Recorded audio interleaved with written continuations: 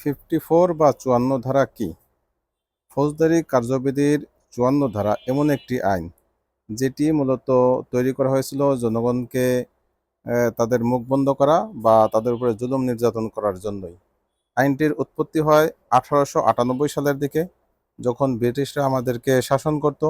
সেই ব্রিটিশ শাসনের সময় অনেক আহ, ভারতীয় তখন ইন্ডিয়ার অনেকেই আহ, তাদের বিরুদ্ধে ফুঁসে উঠল। তো এদেরকে অবদমন করার জন্যই মূলত তারা একটি আইন তৈরি করলো, যে আইনটা হচ্ছে যে বিনা ওয়ারেন্টে পুলিশ গ্রেপ্তার করতে পারবে। এরপরে দীর্ঘদিন সময় চলে গেল, আমরা তাদের থেকে মুক্তি পেলাম, ইন্ডিয়া স্বাধীন হলো, তারপরে ভেঙে পাকিস্তান হলো, পাকিস্তান থেকে আমরা বাংলাদেশ হলাম।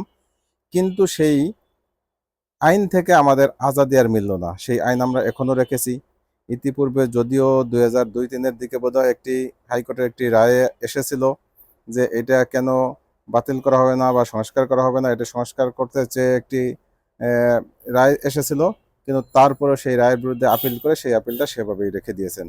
তার মানে তখন ছিল বিএনপি সরকার, সেই বিএনপি সরকারও চায়নি। এরপরে যখন 6-7-এর সময় জরুরি সরকার ছিল, তথা ফখরুদ্দিন মঈনুদ্দিনের সময় জরুরি অবস্থা জারি ছিল, তখন দুই দফা এই মামলাটা শুনানির জন্য আসলেও সেই মামলাটার আলোর মুখ দেখেনি, তথা 54 ধারা বাতিলের আর কোনো সুযোগ তৈরি হয়নি।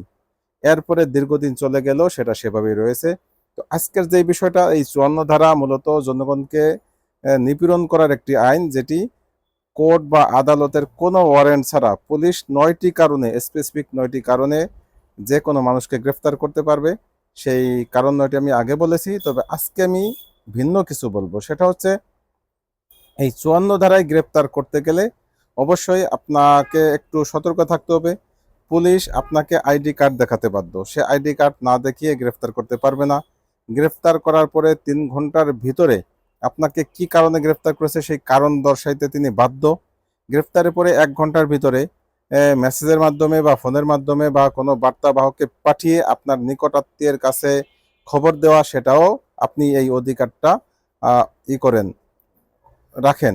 অতএব এই ধরনের ছোটখাটো বেশ কিছু অধিকার রয়েছে, যে অধিকারগুলি যদি অন্তত জনগণ পায়, তাহলেও 54-এর বেশ কিছু সুবিধা আমরা পাবো। আর যদি এই অধিকার থেকে আমাদেরকে ক্ষুণ্ণ করা হয়, যেটা আমরা দেখি প্রতিনিয়ত, রাত 12টা নাই, 1টা নাই, 2টো নাই, 3টা নেই, বাড়ির সামনে এসে আমাদেরকে পুলিশ দাঁড়িয়ে থাকে, গেট ভেঙে ঘরে ঢুকে এবং গ্রেফতার করে নিয়ে যায়। গ্রেফতার করে মাসকে মাস তারা গুম রাখে। হঠাৎ একদিন দেখা যায় যে তারা কোনো একটা জঙ্গি নাটক সাজিয়ে তাদেরকে গ্রেফতার দেখানো হয়। এগুলি থেকে আমাদের বেরিয়ে আসা দরকার।